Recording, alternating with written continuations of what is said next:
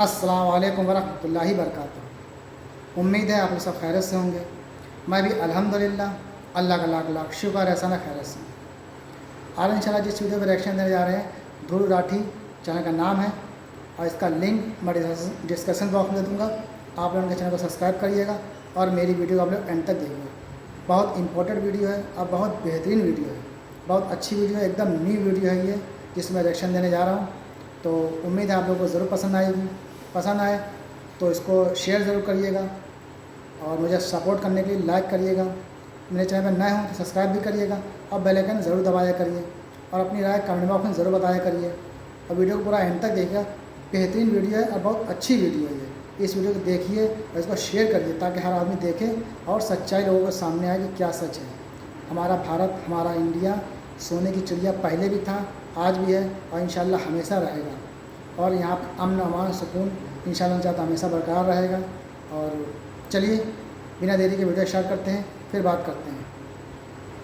मई 2014 के बाद अचानक से डंका बजने लगा दुनिया भर में। ह्यूमन डेवलपमेंट इंडेक्स में इंडिया की रैंक 134, ग्लोबल पीस इंडेक्स 2023 में rank 126, press freedom index 2024 rank 159 2014 के कंपैरिजन में बहुत नीचे गिरी। इंडियन सिटीजनशिप छोड़ने वाले लोगों की संख्या ने सारे रिकॉर्ड्स तोड़ दिए हैं। न्यूयॉर्क टाइम्स ने खुद ट्वीट करके बताया कि ये झूठी तस्वीर है। टाइम मैगजीन ने ये फोटो छापी, इंडियाज डिवाइडर इन चीफ, और ये कहते हैं कि डंका बज रहा है दुनिया में भारत का। ये कोई देश है, ये कोई सरकार है, ये कोई लोग है। नमस्कार दोस्तों, कुछ दिन पहले प्रधानमंत्री मोदी ने उत्तर प्रदेश में एक रैली में कहा था, जब भारत बोलता है तो पूरी दुनिया सुनती है। When India speaks, the world listens। Bharat अब वैश्विक मंचों पर बोलता है तो पूरी दुनिया बड़े ध्यान से सुनती है। पिछले महीने हरियाणा के चीफ मिनिस्टर नायब सिंह सैनी ने भी यही चीज कही थी, जब भारत बोलता है पूरी दुनिया सुनती है। इतना ही नहीं, पिछले साल जुलाई 2023 में भी बीजेपी नेता राजनाथ सिंह ने कहा था, आज जब भारत बोलता है तो पूरी दुनिया सुनती है। इंटरनेशनल फोरम पर आज भारत बोलता है और लोग कान खोलकर सुनते हैं कि भारत बोल क्या रहा है। और इससे भी पहले अगस्त 2016 में उस समय की विदेश मंत्री लेट सुषमा स्वराज ने कहा था कि आज जब भारत बोलता है तो पूरी दुनिया सुनती है। यानी 2014 तक भारत की कोई नहीं सुनता था और 2 साल में ही दुनिया भारत की सुनने लग गई। वाह मोदी जी वाह, लोगों के अंदर गर्व भरने की आपकी निंजा टेक्निक तो कमाल की है, लेकिन थोड़ी सी मेहनत करके डायलॉग तो ओरिजिनल लिखवा लेते। अब जानकर हैरान हो जाएंगे दोस्तों की जो ओरिजिनल स्टेटमेंट थी वो मनमोहन सिंह जी के लिए कही गई थी। जब मनमोहन सिंह बोलते हैं तो पूरी दुनिया सुनती है, और ये बात कही थी former US president Barack Obama ने। ओबामा ने कहा कि जब भारत के प्रधानमंत्री बोलते हैं तो पूरी दुनिया सुनती है। When the Prime Minister speaks, people listen, particularly because of his deep knowledge of economic issues. यहाँ वो मनमोहन सिंह की इकोनॉमिक्स की गहरी समझ की तारीफ कर रहे थे। उन्होंने कहा कि भारत एक सुपर पावर बनकर उभर रहा है और दुनिया इस बात को जानती है। He understands that as India rises as a world power, it also has enormous responsibilities to work with the rest of the world community around issues of peace and prosperity. लेकिन क्या आप इस बात को जानते हैं दोस्तों, व्हाट्सएप और गोदी मीडिया पर फैलाए गए झूठ आपको बहकाते हैं, ये विश्वास दिलाते हैं कि भारत 2014 के बाद विश्व गुरु बना है। ये बार बार आपसे कहा जाता है कि मोदी सरकार की वजह से फॉरेन में डंका बज रहा है भारत का। सुपर ह्यूमन या पॉपुलर पॉलिटिशियन, विजनरी या रेवोल्यूशनरी, क्या है नरेंद्र मोदी? सुपरमैन एक काल्पनिक चरित्र है। सियासत की दुनिया में अपने प्रधानमंत्री नरेंद्र मोदी भी सुपरमैन साबित हो रहे हैं। सोशल मीडिया की भाषा में कहें तो चीन भी कह रहा है कि आएगा तो मोदी ही। भारत में रहना है तो प्रधानमंत्री ने जो बोला है चुपचाप उसको फॉलो करो, चुपचाप। लेकिन असलियत इसकी बिल्कुल उल्टी ही है। आइए जानते हैं सच्चाई आज के इस वीडियो में।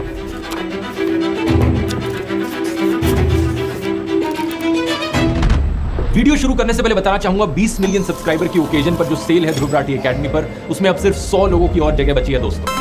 कूपन कोड थैंक यू इस्तेमाल करने पर आपको फ्लैट 50% ऑफ मिलेगा सारे कोर्सेज पर। चाहे आप टाइम मैनेजमेंट कोर्स में इंटरेस्टेड हो, मास्टर चैट जीपीटी वाले में, या फिर यूट्यूब ब्लूप्रिंट का कोर्स जो आपको सिखाता है कि यूट्यूबर कैसे बनना है। इन तीनों कोर्सेज के QR कोड्स आपको स्क्रीन पर मिल जाएंगे, नहीं तो इनके लिंक नीचे डिस्क्रिप्शन में भी मौजूद है। अगर आप इंटरेस्टेड हैं जाकर चेकआउट कर सकते हैं। और अब मुद्दे पर आते हैं। होम मिनिस्टर अमित शाह ने हाल ही में अपनी ओडिशा की रैली में कहा कि ये प्रधानमंत्री मोदी हैं जिन्होंने कोणार्क के मंदिर को दुनिया भर में फेमस बनाया है। दुनिया भर के नेता मोदी जी के साथ हाथ मिलाकर फोटो खिंचाते थे। इसके पीछे तस्वीर कौन सी थी? हमारे कोणार्क के सूर्य मंदिर की तस्वीर के सामने मोदी जी ने हाथ। कोणार्क का सूर्य मंदिर आज दुनिया भर में प्रसिद्ध हुआ। लेकिन अगर आप यूनेस्को की ऑफिशियल वेबसाइट पर जाकर देखोगे तो आपको दिखेगा कि कोणार्क मंदिर 1984 में ही वर्ल्ड हेरिटेज साइट बन गया था। यही चीज इन्होंने योगा के साथ करी है। पिछले साल राजनाथ सिंह ने कहा था कि योग को इंटरनेशनली सेलिब्रेट किया जा रहा है और अब दुनिया हमारे देश का रिच कल्चर एक्नॉलेज कर रही है। हेल्थ मिनिस्टर मनसुख मांडविया ने भी यही चीज कही थी, योग अब भारत की सॉफ्ट पावर बन गया है। ये बात सही है कि प्रधानमंत्री मोदी के प्रयास की वजह से ही यूनाइटेड नेशंस ने 21 जून को इंटरनेशनल योगा डे के रूप में प्रोक्लेम किया।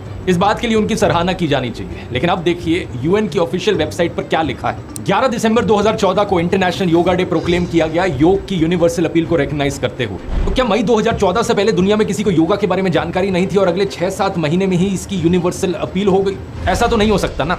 असलियत देखिए क्या है। 2013 की इस फोटो को देखिए। कनाडा के प्रधानमंत्री जस्टिन ट्रूडो मयूर आसन कर रहे हैं और इस तस्वीर में कनाडा के फॉर्मर प्राइम मिनिस्टर और उनके पिता पियर ट्रूडो यही आसन कर रहे हैं। 2007 का ये न्यूज आर्टिकल है। बाबा रामदेव ने पहली बार अमेरिका में योग करवाया। लेकिन अब इससे भी पीछे चलते हैं। ये फोटो देखिए। इन म्यूजिशियंस के बीच एक कौन आदमी है जो अपने सिर के बल खड़े हुए हैं? ये है यहूदी मेनुहीन, दुनिया के सबसे फेमस वायलिनिस्ट में से एक।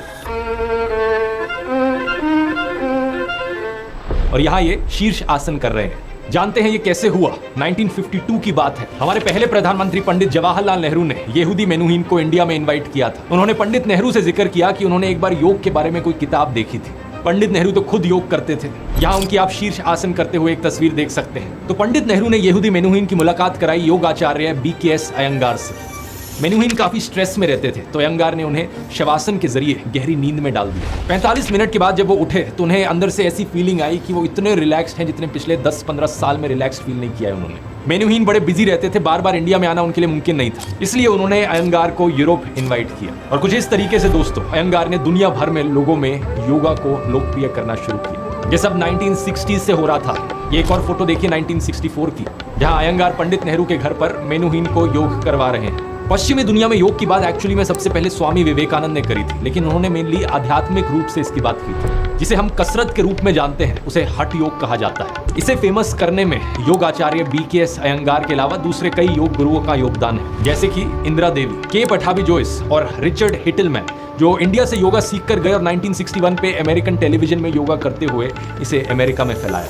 अगर बात करें पश्चिमी दुनिया में मेडिटेशन और इंडियन स्पिरिचुअलिटी के फैलाव के बारे में तो स्वामी विवेकानंद, जिद्दू कृष्णमूर्ति, ओशो, परमहंस योगानंद, अभय चरणावन, भक्ति वेदांत, इन सब लोगों का बहुत योगदान रहा। और साथ ही में एक मेजर कंट्रीब्यूशन रहा, ये वाला नाम काफी चौंकाने वाला है, फेमस अमेरिकन बैंड बीटल्स का।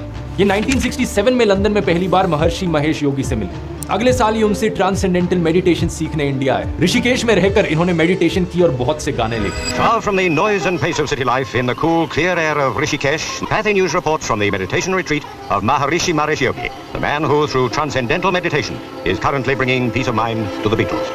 यहाँ इन्होंने पंडित रविशंकर को सितार बजाते हुए भी सुना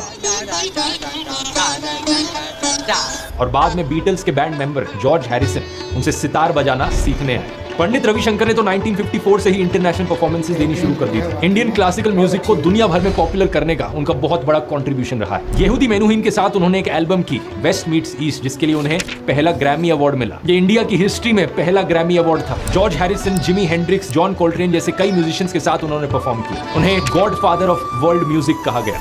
एक और ऐसे नाम है दोस्तों, उस्ताद बिस्मिल्लाह खान, जिनकी पहली इंटरनेशनल परफॉर्मेंस 1966 में एडिनबरो फेस्टिवल में हुई थी। उनके एक अमीर प्रशंसक ने उन्हें कहा था कि आप अमेरिका शिफ्ट हो जाइए, तो उन्होंने कहा कि अमेरिका में गंगा कहां से लाओगे। ये क्लासिकल म्यूजिक की बात है जिसके बारे में ज्यादातर लोग नहीं जानते, लेकिन अगर बॉलीवुड म्यूजिक की बात करी जाए तो आप सब लोग जानते ही हैं कि दुनिया भर में बॉलीवुड कितना पॉपुलर है। यूक्रेन में आपको लोग मिथुन दा का गाना जिम्मी जिम्मी गाते हुए सुन जाएंगे।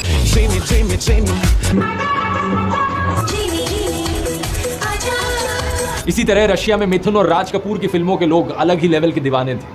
और अब शाहरुख खान तो एक ग्लोबल स्टार है। मास एंटरटेनर्स के अलावा आर्टिस्टिक फिल्मों की बात करें तो सत्यजीत रे, अदूर गोपाल कृष्ण और मीरा नायर जैसे फिल्म मेकर्स ने दुनिया भर के फिल्म फेस्टिवल्स में भारत का नाम ऊंचा किया। और ये सब दोस्तों 2014 के पहले हुआ। 2014 से पहले ही कई सारे इंडियंस ऑस्कर जीत चुके थे। 2014 से पहले ढेर सारे इंडियंस नोबेल प्राइज जीत चुके थे, बुकर प्राइज जीत चुके थे, रामोन मार्क्सेसे अवार्ड जीत चुके थे, ओलंपिक मेडल्स हमने जीते थे, क्रिकेट का वर्ल्ड कप हमने जीता था, हम सब जीत चुके थे। क्या बात कर रहे हैं? लेकिन नरेंद्र मोदी और उनके समर्थक कहां ये मानने वाले हैं। उनके हिसाब से तो भारत 2014 से पहले एक बियाबान जंगल था और मई 2014 के बाद अचानक से डंका बजने लगा दुनिया भर में। नरेंद्र मोदी और कंगना रनौत जैसे लोगों ने तो ये तक कहा था कि 2014 से पहले भारत के लोगों में कल्चरल कॉन्फिडेंस ही नहीं था। कहते हैं कि लोगों को शर्म आती थी खुद पर। मैं एग्जैजरेट नहीं कर रहा बातों को। प्रधानमंत्री मोदी ने 2015 में एक्चुअली ऐसा ही कहा था। एक समय था जब लोग यार पता नहीं पिछले जन्म में क्या पाप किया था, हिंदुस्तान में पैदा हुए थे। ये कोई देश है, ये कोई सरकार है, ये कोई लोग है। मतलब अगर खुद भारत के इतिहास के बारे में नहीं जानते तो मत बोलो कुछ। इस तरीके से देश के नाम को बदनाम करने की क्या जरूरत पड़ी। सच्चाई आज के दिन ये है दोस्तों कि 2022 में इंडियन सिटीजनशिप छोड़ने वाले लोगों की संख्या ने सारे रिकॉर्ड्स तोड़ दिए हैं। केवल एक साल में 2,25,000 से ज्यादा लोगों ने भारतीय नागरिकता छोड़ी। नवंबर 2023 में US customs and border protection data के हिसाब से पता चला कि केवल एक साल में करीबन 97,000 भारतीय लोग पकड़े गए अमेरिका में गैर कानूनी ढंग से एंटर करने की कोशिश करते हुए। डंकी का रास्ता अपनाने की कोशिश कर रहे थे और ये कहते हैं कि डंका बज रहा है दुनिया में भारत का। असलियत में दोस्तों ये डंका सिर्फ व्हाट्सएप और गोदी मीडिया के चैनलों पर बज रहा है। फेक तस्वीरें फैलाई जाती हैं। ये देखो, न्यूयॉर्क टाइम्स ने नरेंद्र मोदी का फोटो फ्रंट पेज पर छापा है और उन्हें दुनिया की आखिरी उम्मीद कहा है। न्यूयॉर्क टाइम्स ने खुद ट्वीट करके बताया कि ये झूठी तस्वीर है। इस तरीके से व्हाट्सएप माफिया इंडिया की इंसल्ट करवाता है दुनिया में। गोदी चैनलों पर और बीजेपी के नेताओं के द्वारा कहा जाता है कि रशिया और यूक्रेन की वॉर रुकवा दी इन्होंने, वॉर रुकवा दी पापा, जबकि असलियत में ऐसा कुछ नहीं हुआ था। Extrapolating that to say that somebody is holding a bombing or that this is somewhere we are coordinating that, I think is absolutely inaccurate. Actually में कैसा डंका बज रहा है ये आप खुद देख सकते हैं। 2015 में टाइम मैगजीन पर एक कवर फोटो छपी जिसमें लिखा गया व्हाई मोदी मैटर्स और इसे देखकर मोदी समर्थक खुशी से बावले हो गए। लेकिन 2019 में उसी टाइम मैगजीन ने ये फोटो छापी और इस बार लिखा इंडियाज डिवाइडर इन चीफ, यानी भारत में दरारें डालने वाला। इसे देखकर अब मोदी समर्थक कहने लगे कि ये तो भारत विरोधी मैगजीन है। ऑस्ट्रेलिया की एक अखबार हेरल्ड सन ने कुछ ही हफ्तों पहले एक खबर छापी थी। भारत के प्रधानमंत्री के मास रेपिस्ट के साथ लिंक्स बताए जा रहे हैं। यहाँ प्रज्वल रेवन्ना की बात हो रही थी जिसकी पेन ड्राइव में 2000 से ज्यादा औरतों के यौन शोषण के वीडियो थे और प्रधानमंत्री मोदी उसके लिए वोट मांग रहे थे। ये जापान का अखबार देखिए, निक्केई एशिया, लिखा है कि भारत के मोदी मुसलमानों के खिलाफ नफरती भाषण देने की वजह से आलोचना झेल रहे हैं। मोदी सरकार के आने के बाद लिंचिंग सी खबरें दुनिया भर के अखबारों में छप रही हैं। सीबीएस न्यूज को देखिए, पालघर वाली खबर है कि कैसे व्हाट्सएप पर एक चाइल्ड किडनैपर की अफवाह फैली और 2 हिंदू साधु और उनके ड्राइवर की लिंचिंग हो गई। 2014 से पहले क्या आपने कभी इस लिंचिंग शब्द को सुना भी था कहीं पर? न्यूयॉर्क टाइम्स में तबरेज अंसारी के मारे जाने की खबर देखिए। हिंदू स्लोगन्स बोलने के लिए मजबूर किए जा रहे मुस्लिम आदमी की भारत में हत्या। प्रधानमंत्री मोदी वैसे तो इतने बड़े क्रेडिट जीवी हैं कि भाग भाग कर हर चीज का क्रेडिट लेना चाहते हैं, लेकिन इन सब चीजों का क्रेडिट कौन लेगा? ये इंडिया की इंटरनेशनल रैंकिंग्स देख लो। ह्यूमन डेवलपमेंट इंडेक्स में इंडिया की रैंक 134, ग्लोबल पीस इंडेक्स 2023 में rank 126, global hunger index 2023 rank 111 नीचे गिरी, डेमोक्रेसी इंडेक्स 2023 रैंक 104 नीचे गिरी, प्रेस फ्रीडम इंडेक्स 2024 रैंक 159 2014 के कंपैरिजन में बहुत नीचे गिरी। लेकिन मोदी के समर्थक इन सब बातों को नहीं मानेंगे। उनके हिसाब से सारी रिपोर्टें झूठी हैं, ये सारे अखबार झूठे हैं, सबका कोई ना कोई एजेंडा है। केवल व्हाट्सएप पर जो दिखाया जाता है और गोदी मीडिया जो दिखाता है बस वही सच्चा है। अब अलग अलग देशों की सरकारें क्या कर रही हैं वो डंका भी देख लीजिए जरा। लुक ईस्ट पॉलिसी फेल हो चुकी है। पड़ोसी देशों के साथ हमारे देश के संबंध सबसे निचले पॉइंट पर हैं। पाकिस्तान, अफगानिस्तान, चाइना, नेपाल, भूटान, बांग्लादेश, म्यांमार, श्रीलंका, मालदीव्स, इनमें से कितने देशों के साथ अभी हमारे कमाल के संबंध है जरा बता दीजिए। बीजेपी के 2 नेता नुपुर शर्मा और नवीन कुमार जिंदल के आपत्तिजनक बयानों के कारण मिडिल ईस्ट कंट्रीज से सुनने को मिला है यूनाइटेड नेशंस के सेक्रेटरी जनरल ने सभी रिलीजन्स के लिए टॉलरेंस की हिदायत दे डाली। आखिरकार इन दोनों को फ्रिंज एलिमेंट्स कहकर हटा दिया गया पार्टी से।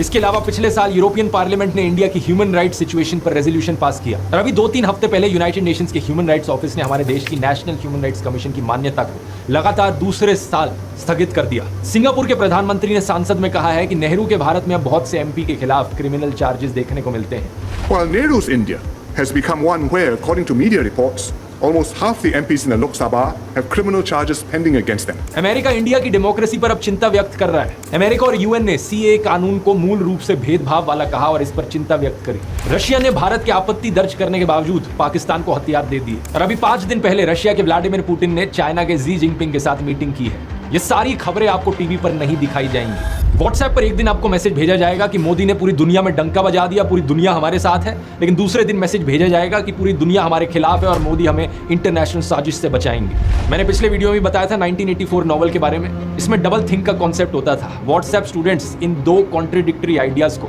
दिमाग में एडजस्ट कर लेते हैं। ऑड डे है कि भाई पूरी दुनिया हमारे खिलाफ है और इवन डे है कि नहीं हम तो विश्व गुरु है, पूरी दुनिया हमारे साथ है। क्या आप जानते हैं असलियत में जब भारत विश्व गुरु था तो किस तरीके से हमारे प्रधानमंत्रियों का स्वागत किया जाता था? जब प्रधानमंत्री नेहरू अमेरिका गए थे तो अमेरिका के राष्ट्रपति उन्हें एयरपोर्ट पर रिसीव करने आए थे। उन्हें 19 बंदूकों की सलामी दी गई।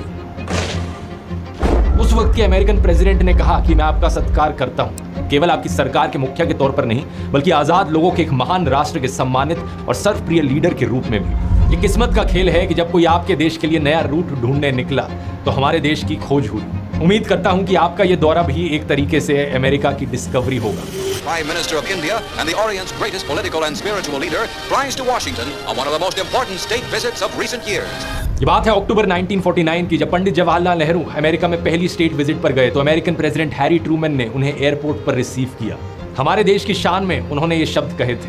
अभी 2022 में इंडिया यूएस टॉक्स के दौरान American secretary of state Anthony Wilkin ने इस 1949 की स्टेट विजिट का जिक्र किया था, ये कहते हुए कि यहाँ से भारत और अमेरिका के बीच फ्रेंडली और फ्रूटफुल कोऑपरेशन की शुरुआत हुई थी। 1949 के बाद पंडित नेहरू 1956 की यूएस स्टेट विजिट पर जब गए थे तो अमेरिकन प्रेसिडेंट ड्वाइट आइजनहावर से मिले। इसके बाद 1961 में जब गए तो American president John F Kennedy से मिले। इन फोटोज और वीडियोस में देख सकते हैं कैनेडी पंडित नेहरू को एयरपोर्ट पर रिसीव करते हुए दिख रहे हैं। याद कीजिए कि ये कोल्ड वॉर का समय था जब दुनिया वेस्टर्न ब्लॉक और ईस्टर्न ब्लॉक में बंट चुकी थी। वेस्टर्न ब्लॉक अमेरिका के पीछे और ईस्टर्न ब्लॉक सोवियत यूनियन के पीछे। यहाँ हमने अपने प्रधानमंत्री पंडित नेहरू की यूएस स्टेट विजिट का नजारा देखा, अब उनकी सोवियत यूनियन की विजिट का नजारा देखिए। सबसे पहले सोवियत सरकार के प्रमुख श्री निकोलाई बुल्गानिन ने उनका स्वागत किया। ऐसा स्वागत आज तक किसी विदेशी नेता का नहीं हुआ। आपके स्वागत के लिए बहुत बहुत धन्यवाद। जब नरेंद्र मोदी प्रधानमंत्री बने 2014 में, तब इंडिया ऑलरेडी दुनिया की 3rd लार्जेस्ट इकोनॉमी बन चुका था परचेजिंग पावर पैरिटी के टर्म्स में। नॉमिनल टर्म्स में भी हमारी 10th लार्जेस्ट इकोनॉमी की रैंकिंग थी ऑलरेडी। इसका मतलब इंडिया ऑलरेडी एक बहुत बड़ा मार्केट था दुनिया भर की कंपनीज के लिए अपने साइज और अपनी बड़ी पॉपुलेशन के चलते। इसकी मदद से हमें अपनी नेगोशिएटिंग पावर मिली। लेकिन अब इमेजिन कीजिए 1950s का समय, जब आज़ादी मिले हुए कुछ ही साल हुए थे, ब्रिटिश ने हमें पूरी तरीके से लूट लिया था। बहुत ही गरीब देश था हमारा, हम खाने के मामले में भी सेल्फ सफिशिएंट नहीं थे। ऐसे समय में पंडित नेहरू को इस तरीके की रिस्पेक्ट मिलती थी दुनिया में, चाहे अमेरिका हो, कनाडा हो, Mexico, Soviet union, UK, France, Poland, north Vietnam, south Vietnam, Indonesia, Egypt, Nigeria, Saudi Arabia, Japan, जहां जहां पंडित नेहरू जाते उन्हें लोगों से प्यार मिलता। 2018 में जापानीज ऑथर टोमियो मिज़ोकामी ने भी इसी फीलिंग को दोहराया था। जब वो प्रधानमंत्री मोदी से मिले, उन्हें पद्मश्री का ऑनर दिया गया क्योंकि उन्होंने इंडियन कल्चर को जापान में प्रमोट किया था। जब उनसे पूछा गया कि उन्होंने हिंदी क्यों सीखी, तो पता है उन्होंने क्या कहा? जिस देश के नेता पंडित जवाहरलाल नेहरू जी है, उनके देश की संस्कृति भाषा क्यों न सीखी जाए। टोमियो मिज़ोकामी ने कहा, पंडित जवाहरलाल नेहरू जी का एक बहुत बड़ा प्रभाव था दुनिया भर पर। पंडित जी गुट निरपेक्ष देशों के नेताजी थे। उन दिनों हम नई पीढ़ी ज्यादातर चाहते थे कि ना तो अमेरिका के साथ ना ही रशिया के साथ। पंडित जवाहरलाल नेहरू जी का बहुत ही प्रभाव था दुनिया भर में। गुट निरपेक्ष देशों के नेताजी थे। हम उन दिनों नई पीढ़ी चाहते थे ना रूस के साथ ना अमेरिका के साथ, इसलिए हम इन्हें एक आदर्श मानते थे विश्व शांति के लिए। यही सेम सेंटिमेंट एक्सप्रेस किया मार्टिन लूथर किंग जूनियर ने भी। उन्होंने कहा, जवाहरलाल नेहरू 3 असाधारण युगों के व्यक्ति थे। वो अपने देश को आजाद करवाने के एंटी कॉलोनियल स्ट्रगल के एक लीडर थे और उन्होंने गुलामी में फंसे हुए दूसरे देशों को भी लड़ने की प्रेरणा दी। दूसरे युग में उन्होंने 2nd वर्ल्ड वॉर के बाद शांति के लिए संघर्ष किया। इस समय गांधी जी उनके साथ नहीं थे, लेकिन उनके महान रिपब्लिक के आजाद भारतीय लोग उनके साथ थे। इन वर्षों में नेहरू एक विशाल विश्व शक्ति थे जो पूर्व और पश्चिम की महान शक्तियों की उग्र शत्रुता के बीच भारत की शांति की इच्छा शक्ति को कुशलता पूर्वक स्थापित कर रहे थे। लेकिन आप सोचोगे दोस्तों कि एक गरीब देश के प्रधानमंत्री के बारे में ऐसी क्या खास बात थी? ऐसी क्या खास बात थी कि दुनिया उन्हें सुन रही थी? मार्टिन लूथर किंग जूनियर इसका भी रीजन बताते हैं। दुनिया को उस समय एक ईमानदार मीडिएटर चाहिए था। यह रोल निभाने के लिए नेहरू के पास रेपुटेशन, विजडम और साहस सब कुछ था।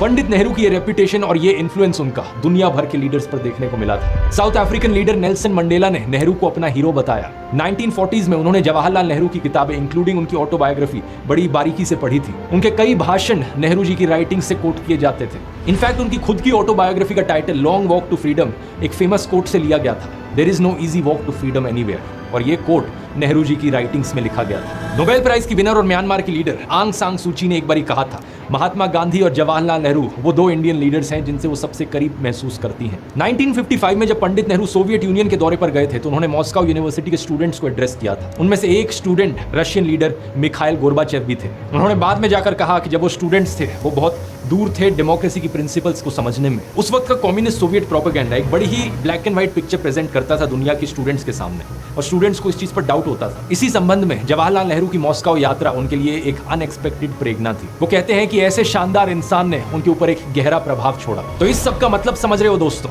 जब हमारा देश एक बहुत गरीब देश हुआ करता था तब भी पूरी दुनिया भारत की सुनती थी, और पूरी दुनिया भारत की इसलिए सुनती थी क्योंकि पंडित जवाहरलाल नेहरू बोलते थे। पंडित नेहरू गांधी जी की प्रिंसिपल्स को दोहराते थे। गांधी जी उस इंडिया की स्पिरिट को दोहराते थे जिसे स्वामी विवेकानंद ने अपनी शिकागो की स्पीच में मेंशन किया था। दिसंबर 1958 में नेहरू ने इंडियन पार्लियामेंट में कुछ ऐसा ही कहा कि उन्होंने कोई नई पॉलिसी नहीं बनाई है, बल्कि ये पॉलिसी भारत की पास्ट थिंकिंग में इनहेरेंट है। भारत की पूरी मेंटल आउटलुक में यही पॉलिसी है, the policy of peace and non alignment. Non align movement की पहली कॉन्फ्रेंस हुई थी बेलग्रेड के शहर में सितंबर 1961 में, जो कि उस वक्त के देश यूगोस्लाविया का कैपिटल था। लेकिन इसका ग्राउंड वर्क इससे पहले ही शुरू हो गया था, जैसे कि 1955 की बांडुंग कॉन्फ्रेंस इंडोनेशिया में। इसे 29 सरकारों की डेलीगेशंस ने अटेंड किया था, जिसमें कि मोस्टली एशियन और अफ्रीकन कंट्रीज थी। पंडित नेहरू की इस कॉन्फ्रेंस में जो स्पीच थी उसे द प्रिंट ने पब्लिश किया था as a part of great speeches. जानते हैं उन्होंने क्या कहा था? क्या हम एशिया और अफ्रीका के देशों के पास प्रो कम्युनिस्ट और एंटी कम्युनिस्ट होने के अलावा कोई सकारात्मक पोजीशन नहीं बची है? हम विचारों के वो लीडर हैं जिन्होंने दुनिया को अलग अलग धर्म और विचार दिए, और आज हम किसी एक या दूसरे ग्रुप के साथ क्यों जुड़ना चाहते हैं, उनके हैंगर क्यों बनना चाहते हैं? किसी भी देश और वहां के लोगों के लिए यह बहुत ही शर्मनाक और अपमानजनक है। एशिया और अफ्रीका के महान देश गुलामी से निकलकर आजादी में आए हैं, और अब खुद को इस तरीके से शर्मिंदा करें, ये एक बहुत ही असहनीय विचार है। नॉन अलाइन होना कोई आसान काम नहीं था दोस्तों। दोनों सुपर पावर्स की तरफ से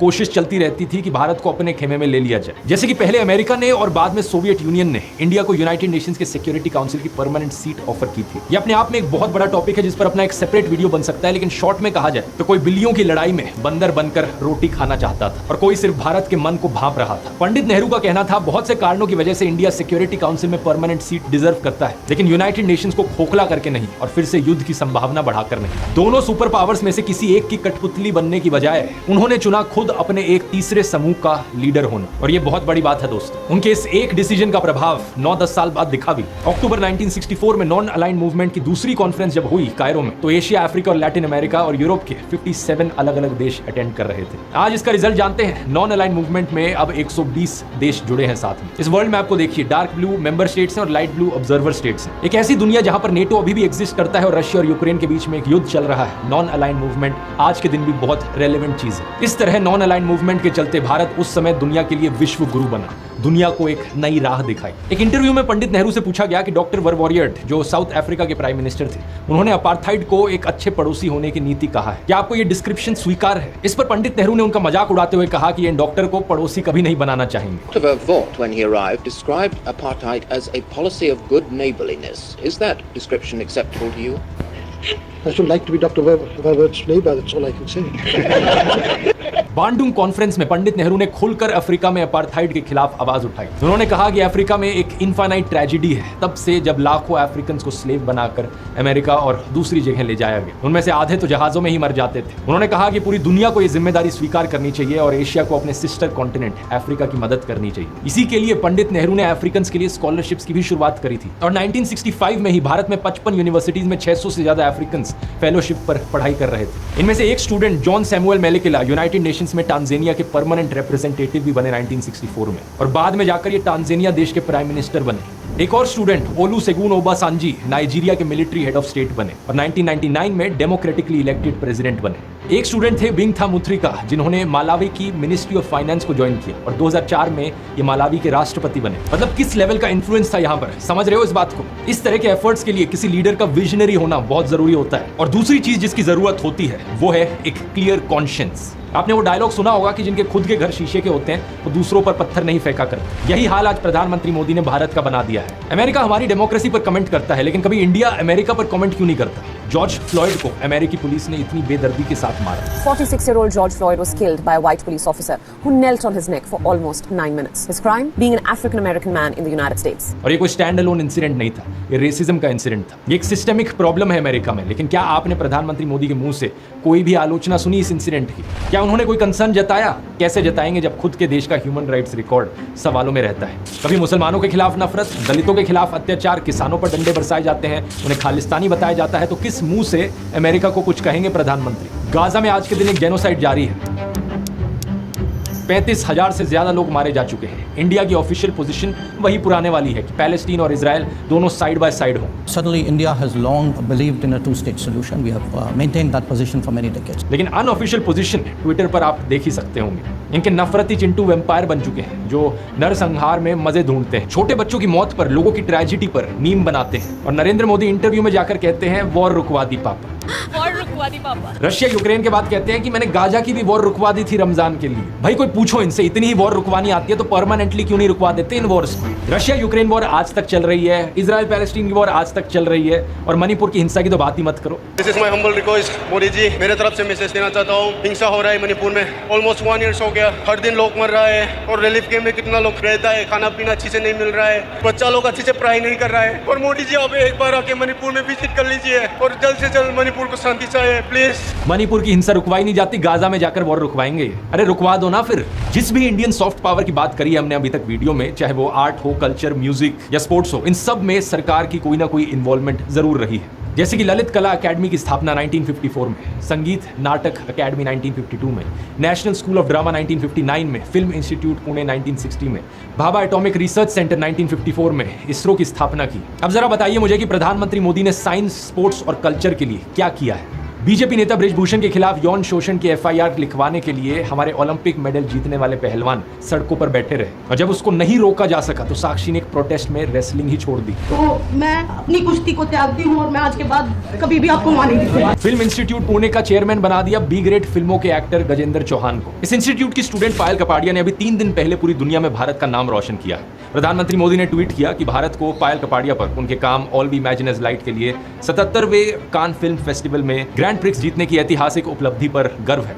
रवीश कुमार के मैग्सेसे अवार्ड जीतने पर तो प्रधानमंत्री मोदी बधाई नहीं दे सके थे उन्हें, लेकिन अच्छा है कि उन्होंने पायल को कम से कम बधाई दे दी। ये वही पायल कपाड़िया है जिन्हें अपने साथियों के साथ 139 डेज तक प्रोटेस्ट करना पड़ा था, जिनके ऊपर डिसिप्लिनरी एक्शन लिया गया, जिनका ग्रांट रोक दिया गया था। जानते हैं क्यों? क्योंकि नरेंद्र मोदी को अपने चाटुकार गजेंद्र चौहान को इस प्रीमियर इंस्टीट्यूट का चेयरमैन बनाना था। पंडित नेहरू तो दुनिया के सबसे महान साइंटिस्ट एल्बर्ट आइंस्टाइन से बातें करा करते थे, विक्रम साराभाई के साथ बात करते थे, और नरेंद्र मोदी नाली की गैस की चाय बना रहे हैं। एवोल्यूशन का चैप्टर सिलेबस से हटाया जा रहा है। जितना स्यूडो साइंस पिछले 10 सालों में फैलाया है इन्होंने देश में, क्या कभी ऐसा देखा गया है? इस तरीके से बढ़ेगी इंडिया की सॉफ्ट पावर। ये है इनके डंके की असलियत दोस्तों। आखिर में एक ही बात कहना चाहूंगा, अगर पंडित नेहरू की बराबरी करनी है तो उनको नीचे खींचने की बजाय अपना लेवल बढ़ाने की कोशिश करो। ये आपके नाम के लिए भी अच्छा होगा और देश के लिए भी अच्छा होगा। लेकिन उल्टा बीजेपी ने किया क्या है? पिछले 10 सालों में बार बार नेहरू को बदनाम करने की कोशिश करी है। इस पर मैंने एक पूरा वीडियो बनाया है, ये वाला। किस किस तरीके से इन्होंने झूठी खबरें फैलाई व्हाट्सएप पर, मीडिया पर, कि ऐसा दिखा दो कि नेहरू तो एक वुमेनाइजर थे। यहाँ क्लिक करके आप इस वीडियो को देख सकते हैं। बहुत बहुत धन्यवाद। तो दोस्तों ये था हमारा रिएक्शन, बेहतरीन वीडियो, और वीडियो एंड तक देखा आप लोगों ने, बहुत अच्छी बात है। लेकिन वीडियो में हर चीज़ समझ के देखना चाहिए कि क्या दिख रहा है, क्या सच है, क्या गलत है। ये डिपेंड आप पे करता है कि आप वीडियो किस नज़रिए से देखते हैं। हमारा काम तो कोशिश करना है कि अच्छी सी वीडियो आप लोगों को दिखाना है, और आपका काम उसको देखना, समझना और फिर फैसला करना कि क्या सही है, क्या गलत है। तो इस वीडियो के ज़रिए से हमने आपको ये वीडियो दिखाई, और बेहतरीन वीडियो थी ये। बचपन से सुनते चले आ रहे हैं, हिंदुस्तान हमारी सोने की चिड़िया है, और आज भी इंशाल्लाह और हमेशा रहेगा। तो उम्मीद है वीडियो आप लोगों को अच्छी लगी होगी। वीडियो अच्छी लगी है तो उसको शेयर ज़रूर करिएगा, मुझे सपोर्ट करने के लाइक भी करिएगा। फिर मिलेंगे इंशाल्लाह नेक्स्ट वीडियो में। तब तक के लिए अस्सलाम वालेकुम वरहमतुल्लाहि वबरकातुहू।